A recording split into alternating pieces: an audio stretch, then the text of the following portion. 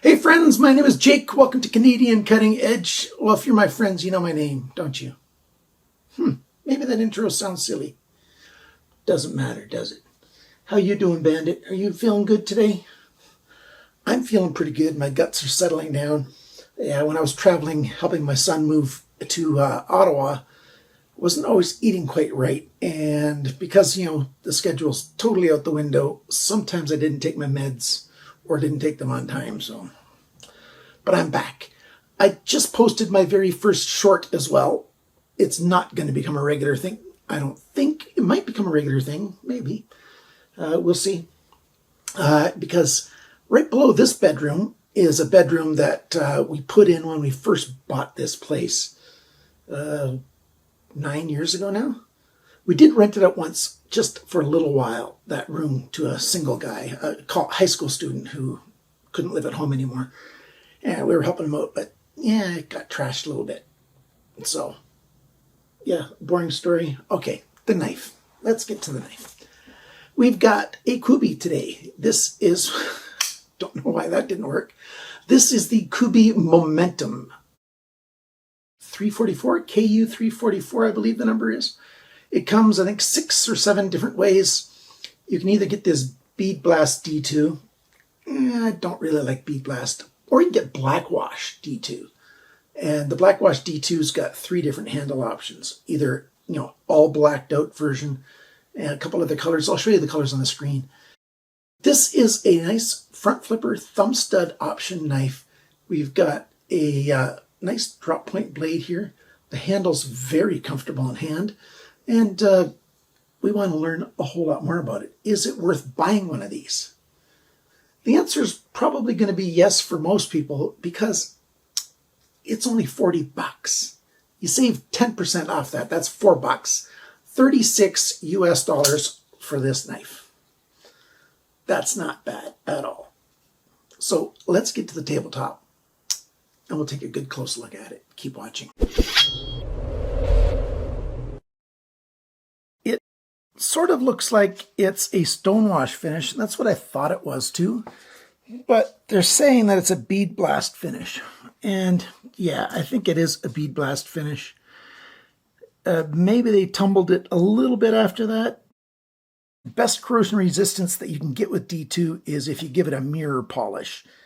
Because what you're doing when you're polishing the steel is you're creating a smoother surface and it's harder for any corrosion to begin. That's why old school carbon steel knives used to have mirror polishes. At least the highest priced ones had mirror polished finishes on them because they don't corrode as easily. And then stainless steel came out and we started doing all kinds of different finishes on knives. But bead blast finish is one of the worst for a carbon steel because you're creating a whole bunch of little points for, moisture to grab onto or, salt molecules that are in the air from your skin. Your skin is very slightly salty and you get those oils on there. Sure, you got oils too, but yeah. I really like stainless steel better. This knife, I would wish if it came in a good stainless steel. A budget stainless steel is fine, but yeah, D2 is okay. I'm just getting so tired of it. You've heard that song and dance so many times. Let's talk about how well this thing performs. Does it cut? Usually I give that information later on in the video, but it makes sense to do it early on for those people that only want to watch for 2-3 minutes, whatever. With this blade shape, really nice long round belly, a flat grind, doesn't come to the spine, but it's a nice flat grind. It's not terribly thin behind the grind, but it's thin enough that it performs quite well. It looks like it would be a nice piercing knife, but no. That part of the knife is great for piercing. This part of the knife is not good for piercing. I'll cover that in a little more details later on. But for slicing and cutting, this is quite a nice knife. Nice swedge, nice belly, nice flat here to grab it if you need to sharpen it. The pin here, the studs, they're not too much in the way. Like when you're cutting through stuff, it's coming through and doesn't catch that easily. It looks like it's hanging way out there, but the cutting edges here, it's actually not that bad. And I found it to be pretty good for cutting, slicing, all that other good stuff. Sharpness choil, it's big enough to be proper, meaning it doesn't end in the plunge. We've got a nice quick plunge here. So the sharpness choil I quite like.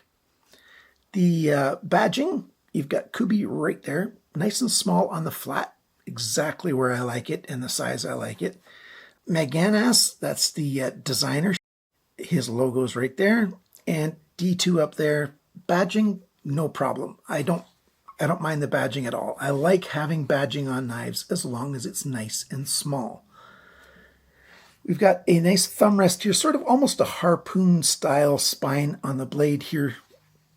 Jimping for quite a distance makes it really good to give you extra grip. It's not super grippy, but it's grippy enough to be useful. And then we come to this spot on the blade. I talked about the sharpness choil, and then we've got just a tiniest little bump there, but that's not a guard. That's not a guard at all. Sure, it comes up a little bit, but it's not going to stop your hand from sliding up and over the blade. You know, if you puncture this into something, if here's a solid wall, you puncture it in, your hand's going to go like that, and yeah, that's going to hurt, and not so good. So this is not a puncturing, stabbing kind of knife. What I wish they would have done, instead of making this come up here, just finish the sharpness choil up towards the D10, G10, the D10, D2 and G10 mixed together, up towards the G10 here, and you'd have just a slight bit more forward grip. It's not bad if you reach up over this because it's not sharp, it's just a little rounded blip, but they could have taken that right down and it could have been quite nice for that.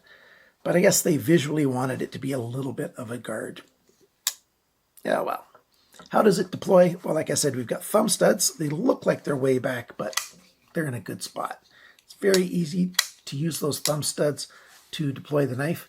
Not quite as much room on the left side, and there you go. I was looking at the camera instead of focusing on where I put my thumb. So it still works, although it's not quite as much room. And of course, we've got a front flipper, so you can deploy the blade that way. Reaching over, not quite as easy. I'm not so good at doing that anyways. So yeah, deployment's quite nice. The pivot area, the action's very smooth. So like I showed you when I was closing it, very smooth indeed. Lockup is exactly what I like to see on a brand new knife. It's engaged, lots of room to wear over, but it's fully engaged. The lock release, we've got a little bit of a cutaway here, but then we've got that soft jimping on the top. Easy to engage your thumb into that to push the lock over. Even with the left hand, it's not hard at all to disengage that lock. That's quite nice. So yeah, that's just fine. Alignment, it's not perfect. This is an okay. It's not a pro really, but it is good. It's not touching the sides at all. It's close to being right down the middle, but not quite. So not bad. And yeah, like I said, nice smooth action. I'm very happy with that. Handle, we've got flat G10 panels. We've got this digital camo. It's sold out at White Mountain Knives, but both of the bead blast finish versions are sold out right now at White Mountain Knives, but they've got two other versions at White Mountain Knives. The all blacked out version you've got to get directly from Kubey. I'm not sure if Amazon has it or not. By the way, Amazon's got this knife for $50, $49.95, but you can buy directly from Kubey. They've got two stores. They've got a store called Knife Global, knifeglobal.com. I'll leave links down below for it. $48.99. You get free shipping to the United States. $30 US to ship this knife to Canada, though. So pretty expensive for Canadians. If you're a Canadian, your best bet is to buy this from White Mountain Knives. You've got that small risk of it getting stopped at the border, though.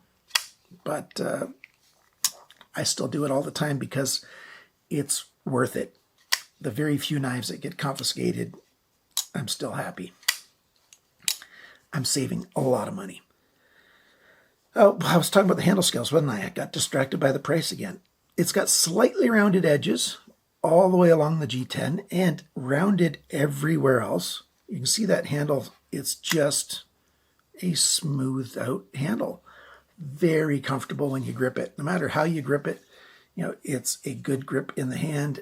and it works well. So I'm happy with the handle. We've got a pocket clip. That's a deep carry clip, flat on the top. It doesn't stick out too far that way, which is quite nice. We've got T6 flush screws on there. Thankfully, the screws for the pocket clip aren't needed to come out to take the knife apart. That's a weird way of saying it, isn't it? When you take the knife apart, you don't need to touch those T6 screws. You can just do these flush T8 screws, and of course the T8 on the pivot pin. So 3 screws to take it apart. You leave the pocket clip where it is. If you're left-handed, you just very carefully move it to the left side once and leave it there. So I'm not terribly fond of T6 screws, but in this case, since you don't need to touch those screws to take it apart, it's not that bad. Let's see how well that performs going in and out of the pocket. It's quite nice. It looks good. It doesn't stick out too far. It's a nice pocket clip. Very functional, very useful. All right. You want to see it taken apart? The very first thing to taking it apart is getting the right screws. I was wrong. That's not a T8. That's a T10 screw. So I'm quite happy with that. Quite happy that it's a T10. So you can tell I've not needed to adjust it at all during my, testing with it. I do a lot of testing with every knife. I've cut lots of stuff with it, but I didn't have to adjust this. I just assumed it was a T8, but it's a T10. So a T10 driver to take that apart. Very nice.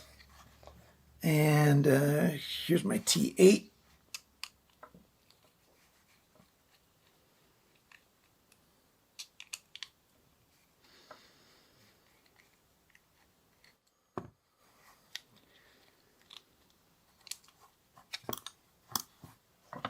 And there you go. That's how it's made. We've got ceramic ball bearings in phosphor bronze cages right there. Fairly small ball bearings. That's nice. There's the stop pin right there. It's a little bit dirty. Where's my rag? I haven't needed it for a while since I haven't done a review for almost 2 weeks now. Yeah, quite nice. Quite nice indeed. Clean that up. Okay, there's nothing D-shaped on that hole. Let's see what's keeping this thing from spinning. I think they've done the same thing. Yeah, they're doing a very similar thing that Civivi does. There's a little notch in the pin there, and there's a little thing sticking proud right there on the G10 that stops it from spinning. So you don't need a D-shaped pivot pin. You get the benefits of a D-shaped pin, but you also get the benefits of a fully round pin for the fully round hole to pivot on. So, yeah, nice. Fairly simple construction. You see we've got skeletonizing here. I think they could have done a little more skeletonizing here to adjust the balance point a little bit and to bring the weight down. But, yeah. Oh, by the way, hourglass pins back here, body pins. I didn't show you those before. Let's put it back together again, and I'll show you the balance point, and then we'll go over all the sizes and dimensions. There's actually a few things that I missed before in the main section. That is, I didn't really show you how easily this drops. I've slightly adjusted it. It's dropping a little easier than it did before, but that's great. No blade play, side to side, up and down. And the balance point right there. And I didn't talk at all about the lanyard hole. I don't use lanyards on most folding knives. That's why the placement's okay. It's not great there, but it's okay. It's not a problem really, and it's not a huge good thing about where the lanyard hole is. They did champ for the hole a little bit. So lanyard option, yeah, you've got it. And there's your holes for the left side pocket clip. Now, let's go over all the sizes, dimensions, and all that stuff. Let's zoom in just a little bit for this. First off, we got the weight of this knife, 126 grams. That's 4.45 ounces. Yeah, could have been a tiny bit less. Move that balance point a little closer to the pivot. That wouldn't have been okay. The factory sharpness measured in 3 places and averaged out 95 best. That is very sharp. It's not scary sharp, but that's very sharp. So that's good. The grind angles, though, Yeah, not so good, as usual. But first, the cutting edge length, 82 millimeters, which is 3.23 inches. The blade length, tip to the closest spot on the handle, is 86.2 millimeters, 3.39 inches. Thickness of the blade, 3.05 millimeters, 0.12 of an inch, just the tiniest bit under 1/8 of an inch. The blade depth, its biggest right there, 28.6 millimeters, 1.13 inches. How thick is it behind the grind? Again, measured in 3 spots, 0.46 millimeters, 18 thousandths of an inch. The grind angle, we're going to call this side an average of 22.3, this side 20.2 degrees. It started, though, here at 28.2. By this point, it was 20.6 degrees, 19.5 degrees, ending at 20.8 degrees. This side started at 22.4 degrees, and then for about that section, it was about 18.8 degrees, and it ended around 20.7 degrees. So that's not all that good. This side had a change along the length of 8.7 degrees. 8.7 degrees difference from one spot to another spot on that side. That's simply terrible. Terrible. The first time I go to sharpen this knife and I want to bring this angle to the same angle everywhere, I'm going to need to remove a lot of steel from a few places, which nobody ever really likes to do when you're sharpening. You want to save as much steel as you can, but you just have to if you want to get it a consistent angle along the length. Back to the measurements here. The handle length is 114.3 millimeters, 4.5 inches.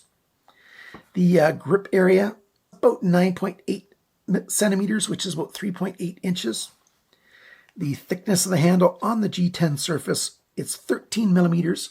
That's 0.5115 of an inch. Not bad. Don't mind that.